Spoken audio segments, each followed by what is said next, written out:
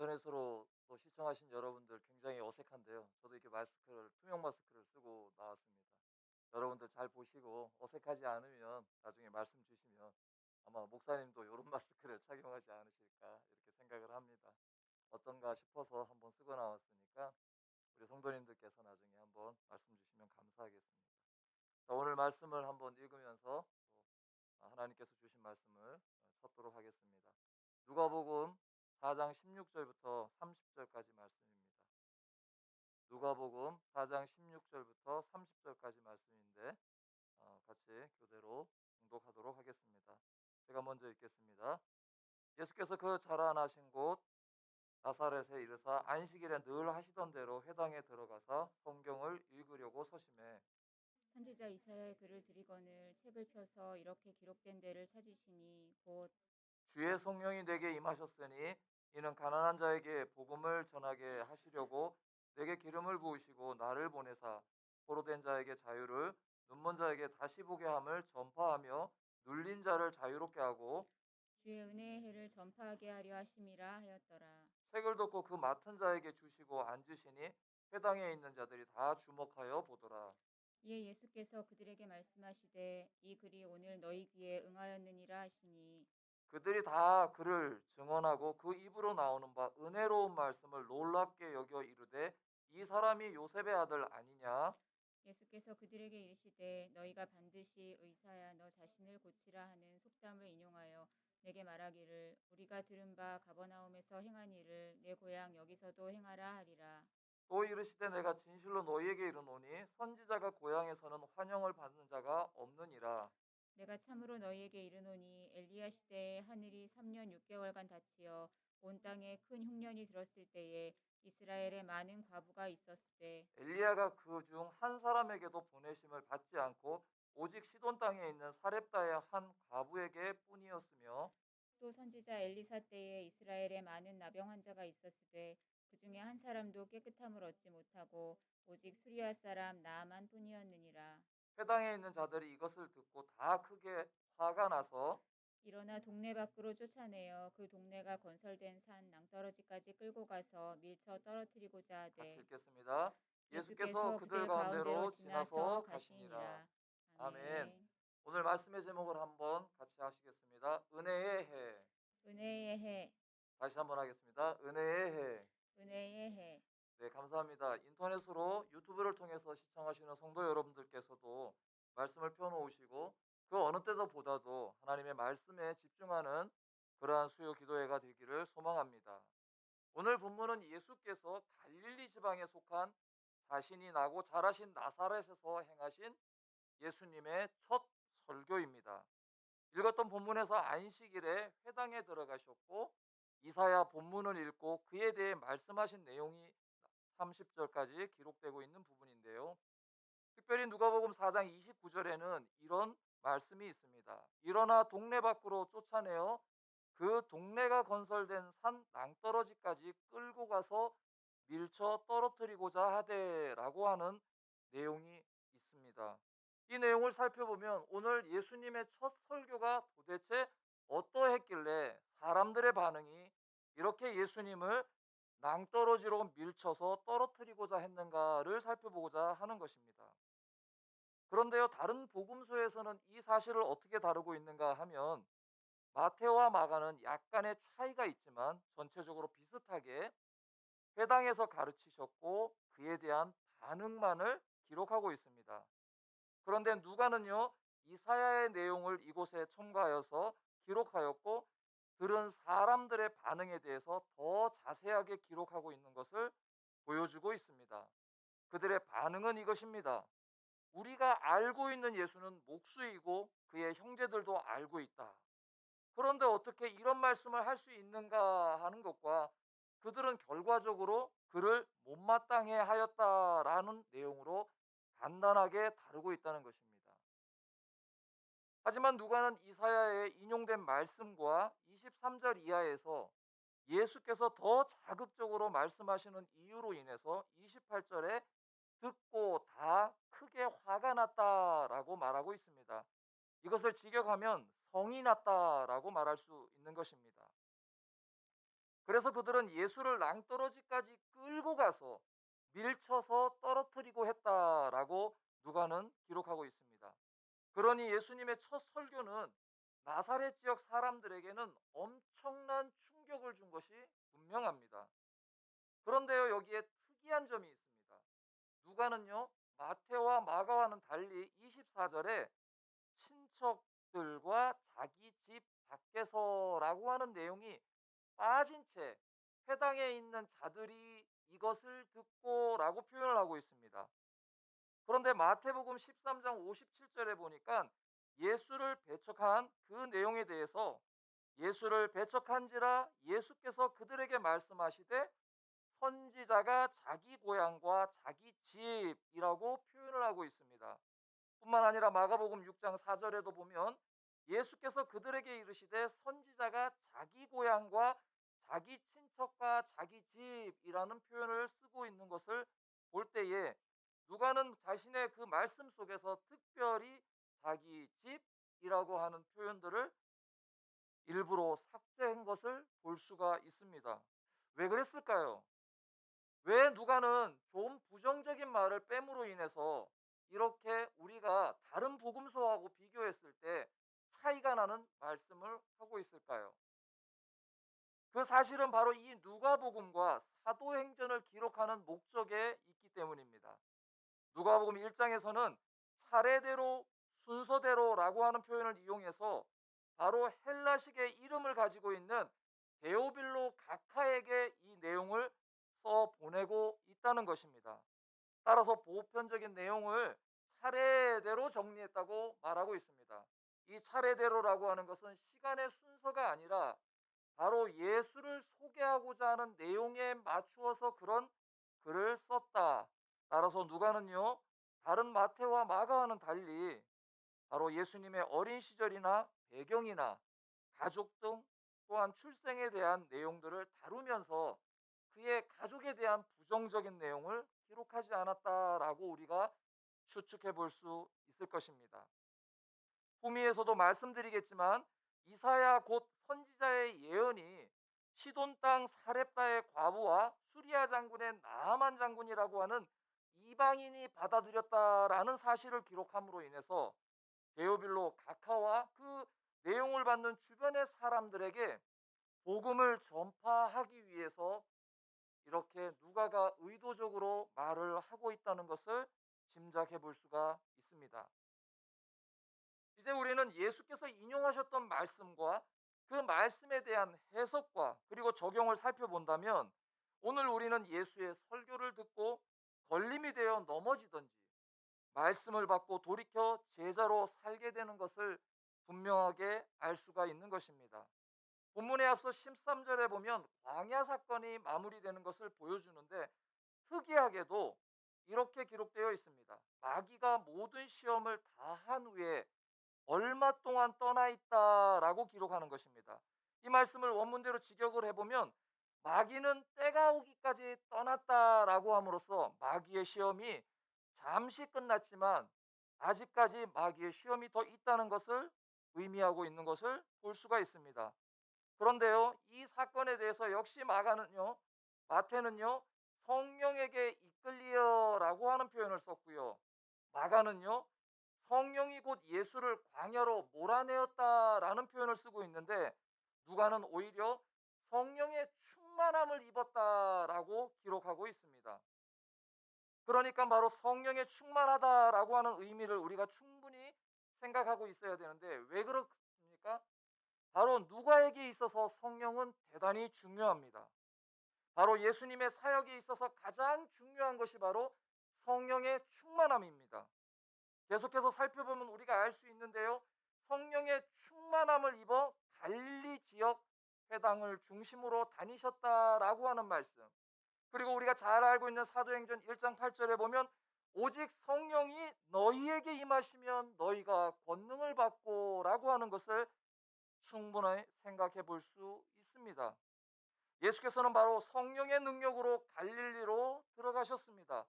그리고 그 결과를 뭐라고 말하고 있냐면 소문이 사방에 퍼졌고 뭇 사람들에게 칭송을 받았다라고 말하고 있습니다.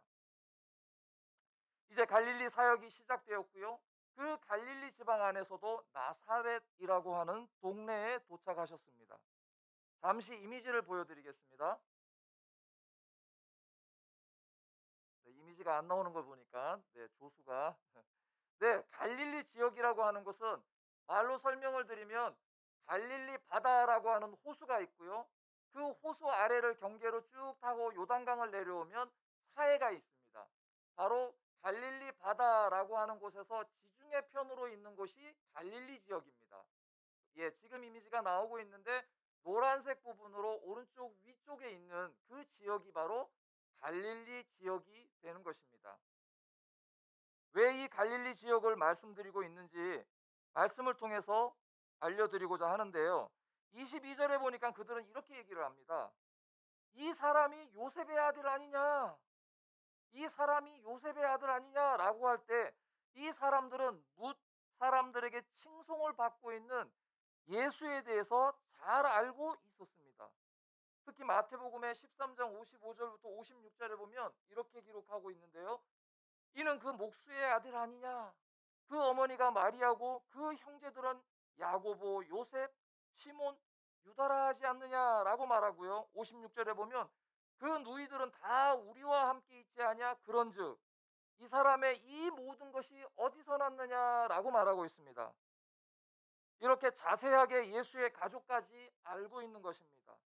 이것을 요즘 말로 말하면 나사렛에서는 예수님께서 인싸가 되어 있는 것입니다. 김포 그리고 우리 구례동 이름만 되면 누구나 다 알고 그 가족까지 다 알 정도다라고 이해할 수 있는 것입니다. 오늘 유튜브를 청취하고 계시는 여러분들은 우리 그레이스 교회가 우리 구례동에서 이름을 좀 날리고 있다라는 사실을 잘 모르실 것입니다. 구글에서 그레이스 교회라고 검색을 해보면 우리 교회가 제공하는 각종 유튜브 영상을 뒤로하고 첫 번째 나오는 기사가 바로 18년도에 있었던 사건으로 구례동의 작지만 큰 교회 그레이스 교회라고 시작을 하고 있습니다. 18년도에 맥주 감사절 헌금을 어려운 청소년을 위해서 기부했던 내용입니다. 그 다음으로 새내기 고등학교의 길을 살려주기 위한 프로젝트로 감동을 주었다라고 소개가 되고 있고요. 청소년 자치위원회 이웃돕기에 물품을 기탁했다라고 해서 계속 소개가 되고 있습니다. 그런데 바로 성도 여러분이 하신 일이 무사람에게 칭송을 받는 일이다라는 것입니다.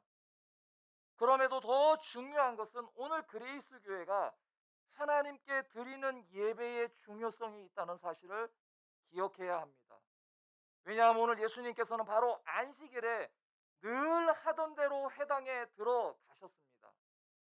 그리고 예수께서는 안식일에 늘 하시던 대로 성경을 읽으려고 서셨다라고 말하는 것입니다. 오늘 표현으로 바꾸어 본다면 주일에 교회에서 하나님의 말씀을 선포한다라고 말할 수 있는 것입니다. 사랑하는 그레이스 성도 여러분, 바로 모든 사건은 바로 이 예배에서 시작되는 것입니다. 하나님의 말씀을 듣는 것에서 시작합니다. 무사람들의 칭송을 받게 되면 많은 사람들이 회당에 와서 가르치시는 예수님을 만나기 위해서 찾아옵니다. 그러니 무사람들에게 칭송받는 수단을 통하여 하나님의 예배로 사람을 인도하고 그들이 하나님의 말씀을 들을 때에 사건이 발생하는 것입니다. 살펴보았던 것처럼 마태는 예수님의 가르침에 그들이 놀랐다라고 얘기했고 마가는요 많은 사람들이 듣고 놀랐다라고 했습니다. 누가는요 20절에서 회당 안에 있던 모든 사람들의 눈이 그에게 집중되었다라고 말하고 있습니다. 그들은 예수님의 말씀을 듣고자 집중하였고요. 그 말씀에 대한 가르침에 대해서 모든 사람들이 은혜로운 말씀에 놀랐다라고 기록하고 있습니다. 오늘 우리 그레이스 교회도 하나님의 말씀 때문에 그 말씀이 선포될 때 많은 사람들이 은혜로운 말씀에 놀라는 일들이 우리 22년에도 일어나기를 소원합니다. 그렇다면 두 번째 예수님께서는 어떤 말씀을 전하셨습니까? 읽으신 본문은 우리가 잘 알고 있는 것처럼 이사야서 61장 1절과 2절의 말씀인데요. 함께 이 말씀을 읽어보도록 하겠습니다. 시작. 주 주 여호와의 여호와의 영이 영이 내게 내게 내리셨으니 내리셨으니 이는 이는 여호와께서 여호와께서 내게 내게 기름을 기름을 부으사 부으사 가난한 가난한 자에게 자에게 아름다운 아름다운 소식을 소식을 전하게 전하게 하려 하려 하심이라. 하심이라. 나를 나를 보내사 보내사 마음이 마음이 상한 상한 자를 자를 고치며 고치며 포로된 포로된 자에게 자에게 자유를 자유를 갇힌 갇힌 자에게 자에게 노임을 노임을 선포하며 선포하며 여호와의 여호와의 은혜의 은혜의 해에 해와 우리 우리 하나님의 하나님의 보복의 보복의 날을 날을 선포하여 선포하여 모든 모든 슬픈 슬픈 자를 자를 위로하되. 위로하되라는 말씀입니다. 본문 17절에 이사야의 글을 드렸다라고 얘기했습니다. 당시 회당에서는 이렇게 일정한 패턴으로 성경을 읽게 되어 있었는데, 그런데 예수께서는 이렇게 기록된 데를 찾으셨다라는 표현을 보니까 분명하게 의도를 가지고 그 본문을 찾았다라는 것을 알 수 있습니다. 그러니 예수께서 자신이 잘하셨던 곳, 자신을 잘 알고 있고 자신의 가족 그리고 친지까지도 아는 그 어느 때보다도 예수님의 입장에서 본다면 가장 가까운 청중들에게 하나님의 말씀을 전하고 계시는 것입니다. 앞서서 무사람들의 칭송을 받은 예수, 그러나 알고 있듯이 그들은 마음에 걸림이 있었습니다. 단순히 걸릴 정도가 아니라 예수님을 죽이고자 했습니다. 바로 이 두 그룹 사이에 예배가 있습니다. 이 예배가 하나님의 말씀, 성경의 말씀인 곧 이사야의 메시지가 선포될 때 일어난 일이라는 것입니다. 오늘 말씀을 듣는 여러분, 혹시 눈치채셨습니까? 가장 눈에 들어오는 것은 이사야의 인용에서 빠뜨린 부분이 본문에 있다는 것입니다. 이사야 2절에 보면 우리 하나님의 보복의 날을 선포하며 이렇게 표현되어 있습니다. 모든 슬픈 자를 위로하되라고 되어 있습니다. 왜일까요? 왜 예수님께서는 누가복음의 현장에서 바로 나사렛에서 이 말씀은 빼었을까요? 이사야 선지자는 이스라엘의 포로 그리고 멸망을 선포한 후에 다시 회복되는 메시지를 전하였습니다. 그때 바로 열방이 심판을 받게 된다는 메시지가 함께 있었습니다. 그러나 따라서 오늘 본문을 읽을 사람들은 기대와 희망을 다시 떠올리게 됩니다. 아니, 이스라엘 사람 누구라면 바로 이사야의 글을 통해서 도래할 하나님의 나라, 다시 회복할 이스라엘을 꿈꾸고 희망을 갖는 말씀이라는 것입니다. 그런데요, 보복의 날 이런 표현을 쓴다면 그런 선포는 당시 로마 지배하에 있었던 특히 갈릴리 지역에서는 대단히 위험스러운 표현일 수밖에 없습니다. 먼저 말씀드린 대로 이 글은 바로 데오빌로라고 하는 높은 지위의 사람에게 보내는 글이며 그들은 그 글을 주변의 사람들과 함께 읽을 것입니다. 갈릴리에 대해서 잠깐 소개를 드리면 바로 갈릴리는 예수님의 첫 사역지 그리고 바로 첫 번째 제자들이 배출된 지역이기도 합니다. 하지만 때로는 이방인이라고 불리기까지도 했습니다. 분명한 것은 갈릴리 다수의 사람들이 예수를 따르는 제자였으며 예수님의 십자가의 죽음까지도 따라갔던 아주 열심 있는 사람이라는 것을 알 수 있습니다.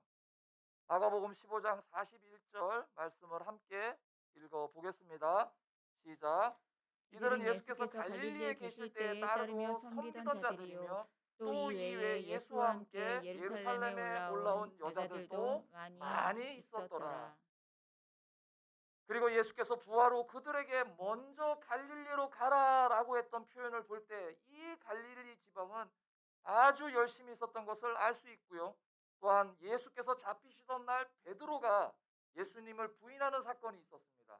누가복음 22장 59절에 보니까 1시간쯤 있다가 또 한 사람이 장담하여 이르되 이는 갈릴리 사람이니.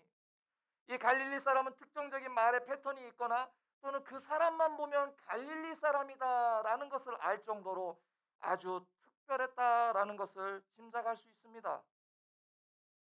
갈릴리 사람들의 열정, 열심, 다른 지역에 비해서 충분히 특별했음을 알 수 있습니다. 그 누구보다도 이스라엘의 회복과 로마로부터 독립을 꿈꾸고 있던 자들이기 때문입니다.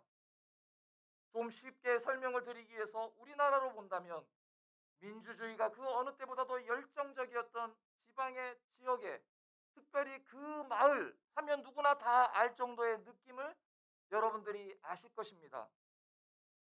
그런데 심판과 보복이라는 표현을 쓰고 그것을 읽는다면 사람들에게 오해를 불러일으킬 소지가 다분한 것입니다.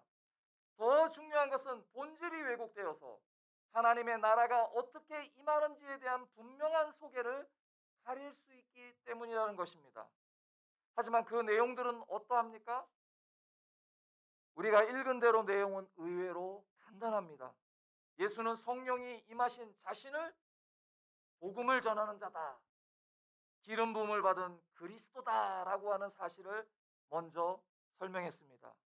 그리고 그 내용을 살펴보면 두 번째로 포로된 자에게는 자유를, 눈먼 자에게는 다시 보게 함을, 눌린 자는 자유롭게 한다라고 말하는 내용입니다. 그렇다면 이 복음이 전해지는 놀라움을 뭐라고 표현하냐면 바로 주의 은혜의 해라고 말하고 있습니다. 이 말은 오늘 우리에게는 많은 신학적인 어려움이 있고 이것에 대해서 다시 특별한 시간으로 말씀을 드려야 하지만, 그 당시의 사람들은 이 내용만 들어도 그 내용이 무슨 이야기며 그것을 어떻게 풀어야 하는지 그들의 소망이 되고, 그들은 그 말씀 때문에 눈물을 흘리고 그 말씀에 대해서 다시 주목하여 예수께서 뭐라 말씀하시는지를 듣고자 하는 집중의 마음이 생긴다는 것입니다. 그럴 때 예수는 이렇게 그 말씀을 풀어주셨습니다. 오늘 너희 귀에 응하였다. 이 말씀이 바로 세 번째 말씀에 적용되는 부분입니다. 마태와 마가는 회개하라 하나님 나라가 가까웠다라고 말하지만, 누가는요 바로 이사야 예언의 성취를 통해서 예수님 자신이 바로 그 성취자, 곧 그 일을 위하여 기름 부음 그리스도다라고 하는 사실을 분명하게 선포하고 있는 것입니다. 우리가 주님을 주라라고 고백하는 경우가 많습니다. 그러나요, 바로 누가처럼 진짜 주님, 바로 나의 주님이시다라고 고백하는 경우는 대단히 약한 것을 알 수 있습니다. 바로 듣는 청중들에게 바로 예수는 바로 선지자다라고 말하고 있는데, 이들은 어떻게 생각합니까? 그를 해방자로 여겼을 것입니다. 복음서 모두에서 예수는 이렇게 말하고 있습니다. 나를 누구라 하느냐? 내 사복음서에 모두 나타나는 표현, 너희는 나를 누구라 하느냐? 바로 예수를 어떻게 생각하고 있느냐라고 하는 것이 대단히 중요한 것입니다. 이제 우리에 앞서 우리의 리더가 되고 이사야의 예언을 이루는 자, 그래서 이스라엘을 독립하거나 다시 하나님의 백성으로서 이스라엘을 정치적으로 로마로부터 회복시킬 자, 그래서 그들은 은혜로운 말에 감동을 받은 것입니다. 어쩌면 듣는 이들의 마음, 이것이 감동으로 이루어지는 내용일지 모르겠습니다. 듣는 청자들의 마음에 딱 맞는 말이 감동의 요인이 될 것이 분명합니다. 오늘날도 얼마나 많은 설교자들이 듣는 이들의 귀를 감동시키고 그들 마음에 은혜의 말이다라고 여기게 만듭니까? 하지만 우리 교회는 제자 훈련을 받아야 한다, 참여해야 한다, 기도해야 한다, 힘을 내어야 한다라고 말할 때 우리는 이것을 은혜의 말이다, 감동하고 있는지를 우리의 신앙을 점검해 보아야 할 필요가 있습니다. 이런 은혜로운 말, 이런 분위기는 딱 그때까지였습니다. 왜냐하면 이어지는 예수님의 말씀은 그들의 마음에 있는 것을, 그동안 소문으로 듣던 능력, 기적 같은 것을 기대하고 그곳에서 행할 것을 이미 예수님께서는 말씀하셨습니다. 그 말씀을 세번역에 보니까 이렇게 표현하고 있습니다. 우리가 들은 대로 당신이 가버나움에서 했던 모든 일을 여기 당신의 고향에서도 해보시오라고 말하려고 한다는 것을 예수님은 이미 꿰뚫어 보고 계셨던 것입니다. 그리고 완전히 반전시킵니다. 왜냐하면 그런 놀라운 회복을 받은 사람이 이스라엘 사람이 아니라 시돈 땅에 있는 사렙다의 한 과부뿐이며, 또 누구라고 말합니까? 바로 수리아 사람 나만뿐이기 때문이다라고 말하고 있기 때문입니다.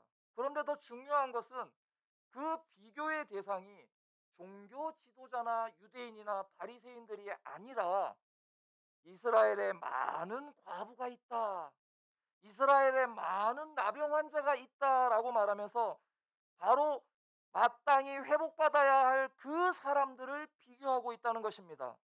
그렇지 않습니까? 어쩌면 마땅히 회복받아야 할 사람들, 그래도 저 사람만큼은 누가 보아도 힘들고 어려운 사람이니까 저 사람이라면 당연히 먼저 회복받아야 되지 않겠어 라고 말했는데, 오히려 그런 사람들조차도 아닌 이방 사람들에게 나타났다라는 말은 바로 그들을 화나게 하고 있다는 사실입니다. 먼저 말씀드린 대로 마테오와 마가는 이사야의 예언을 기록하지 않고 예수님의 가르침에 대해서 그에게 걸려 넘어졌다라고 표현했습니다. 그래서인지 예수께서는 누가복음 7장 22절과 23절에 이렇게 기록하고 있는데요. 예수께서 대답하여 이르시되 너희가 가서 보고 들은 것을 요한에게 알리되 맹인이 보며 못 걷는 사람이 걸으며 나병 환자가 깨끗함을 받으며 기먹은 사람이 들으며 죽은 자가 살아나며 가난한 자에게 복음이 전파된다 하라라고 한 다음에 누구든지 나로 말미암아 실족하지 아니하는 자는 복이 있다라고 하셨습니다. 나로 말미암고 실족하지 않는 자 복이 있습니다. 그러나 여러분, 누가는 사도행전을 통해서 기쁜 소식, 복음이 정말로 이방인에게까지 땅끝까지 이르러 놀라운 능력, 곧 성령의 능력을 이야기하고 있습니다. 우리는 그 결말을 잘 알고 있습니다. 그럼에도 오늘 우리가 살펴보고자 하는 것은 예수님의 설교가 그렇게 열정을 가지고 예수님을 따르고 처음 제자들이 만들어진 이들이 왜 이런 반응을 가져왔는가 하는 것입니다. 저들의 마음을 감동시킨 것은 현실의 문제를 해결해 주고자 하는 정치적인 리더였습니다.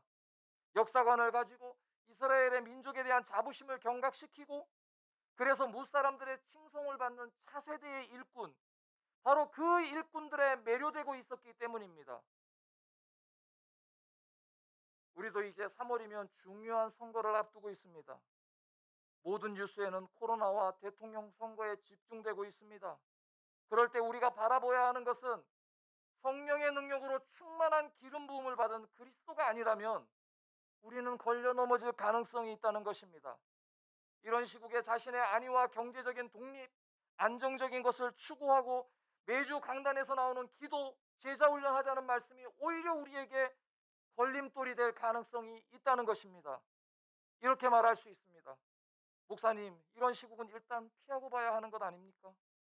일단 잠잠한 다음에 하시는 게 어떻겠습니까? 원래는 아무래도 현상 유지를 하는 것이 바른 판단 아니겠습니까? 이제 예수님의 동일한 말씀을 다르게 반응한 사건을 예를 들면서 말씀을 마무리하고자 합니다. 그 사건은 누가복음의 마지막에 있는 24장에 예수께서 십자가에 죽으시고 그 무덤에는 세마포만을 발견한 베드로의 이야기를 하면서 바로 예루살렘에서 10km 떨어진 엠마오라고 하는 곳으로 향하는 제자들에게 나타나는 예수님의 이야기입니다. 그들은 예수님의 십자가에 대한 사건을 이야기하고 있었습니다. 하지만 갈릴리에서 십자가의 죽으심과 부활에 대한 고지를 기억하지 못했기 때문에 누가복음 24장 17절에 보면 그 두 사람이 슬픈 빛을 띠고 머물러 서 있던 상황을 말하고 있습니다. 이들은 예수를 알아보지 못했습니다. 예루살렘에서 벌어진 세세한 팩트에 대해서 이야기하고 있었습니다. 팩트는 알았지만 십자가의 고난, 곧 그리스도께서 받으실 고난의 의미를 깨닫지 못한 것입니다. 저와 여러분이 현실에 대한 처한 상황, 교회의 위기, 각자 어려움에 대한 많은 정보들을 팩트 중심으로 자세하게 이야기할 수 있습니다. 더 나아가서 위기에 처한 한국교회, 또한 자신의 어려운 신앙적인 여건들을 다 팩트 중심으로 이야기할 수 있습니다. 그러나 더 중요한 것은 이러한 사건들을 왜 하나님께서 우리에게 허락하시는가? 왜 그레이스 교회가 이곳에 있으며 이 공동체에 내가 속해 있으며 왜 내가 하나님의 말씀을 들어야 하는가라는 건 예배의 중요성을 놓쳐서는 안 된다는 것입니다. 이 말씀이 바로 예배 시간에 일어나는 것입니다. 그때 예수님은 다시 이렇게 말씀하십니다. 누가복음 24장 27절에 이에 모세와 모든 선지자의 글로 시작하여 모든 성경에 쓴 바 자기에 관한 것을 자세히 설명하시느니라. 바로 자기에 관한 것을 자세히 설명하는 자리에 제자들이 있었습니다. 그들은 예수님의 말씀을 더 듣고자 했고 그 결과 31절 그들의 눈이 밝아져 그인 줄 알아보더니 예수는 그들에게 보이지 아니하시는지라. 그들의 눈이 밝아진 것입니다. 여러분, 예배는 우리의 마음을 흔들어 놓습니다. 때로는 그 말씀이 우리를 걸리게 하는 것도 사실입니다. 그래서 사역자들은 말씀을 차분하게 가르치는 제자 훈련을 통하여 눈을 밝게 하는 자세한 예수에 대한 가르침을 진행하는 것입니다. 그러면 어떻게 되겠습니까? 32절에 보니까 우리에게 성경을 풀어주실 때에 우리 속의 마음이 뜨겁지 아니하더냐라고 하는 것입니다. 이것이 바로 예배를 통하여 하나님의 말씀을 통하여 나타나는 놀라운 변화의 시작이 되는 것입니다. 34절, 33절에 보니까 곧 그때 일어나 예루살렘에 돌아가. 이제 누가는 사도행전에서 예루살렘으로 돌아간 제자들이 성령을 기다리고 그들이 오순절 다락방에 놀라운 성령의 강림을 경험합니다. 이것이 하나님께서 예수 그리스도를 통해 우리에게 알려주시고자 하는 은혜의 해입니다. 은혜를 받을 만한 때입니다. 예배에서 그렇게 해야지 마음을 먹지만 잘 안 되는 것, 그것이 바로 우리의 모습입니다. 왜 그렇습니까? 그 순간 마귀는 현실을 보는 눈을 크게 하여서 슬픈 빛을 띠고 머물러 있게 하기 때문입니다. 하지만 예수께서 성경을 자세히 설명하는 시간을 통하여 눈이 밝아지고 자신을 돌이켜 다시 예루살렘을 향하게 합니다. 그곳에서는 믿음의 동료를 다시 만나고 그들의 기도는 곧 성령의 강력하게 체험하는 놀라운 은혜의 자리로 이끄는 순서를 기억하십시오. 누가는 누가복음을 통하여 기도로 시작하고 기도로 마무리하고 있는 특징을 가지고 있습니다. 그러니 묵묵하게 돌이켜 자신의 길을 걸어가신 예수님은 항상 기도하시는 모습으로 우리에게 설명하고 있는 것이 누가복음입니다. 성경에서는 늘 하던 대로 묵묵히 일을 행한 사가랴를 시작으로 하여서 누가복음 25장 52절 마지막에 그들이 큰 기쁨으로 예루살렘으로 돌아가 늘 성전에서 하나님을 찬송하니라라고 말씀을 마무리하고 있습니다. 성령의 충만함은 늘 하던 대로 성전을 중심으로 기도를 통해서 이루어진다는 사실을 누가는 우리에게 말하고 있습니다. 예수를 자세히 아는 것, 그리고 성전을 중심하고 기도하는 길을 묵묵히 가시는 그레이스 성도님들이 되시기를 축복합니다. 한 해 동안 지치고 22년을 새롭게 시작하려고 했지만 다시 오미크론을 통해서 우리는 더 힘든 시간을 생각하고 있지만, 그러나 그것을 뛰어넘는 하나님의 뜻을 발견하고 그것을 예배를 통해서 발견하고 예배를 통해서 발견한 그것을 기도함으로 하나님 앞에 끝까지 붙잡고 인내하시는 성도들이 되시기를 바랍니다. 아멘. 기도하겠습니다. 아버지 하나님, 감사합니다. 오늘 말씀을 통해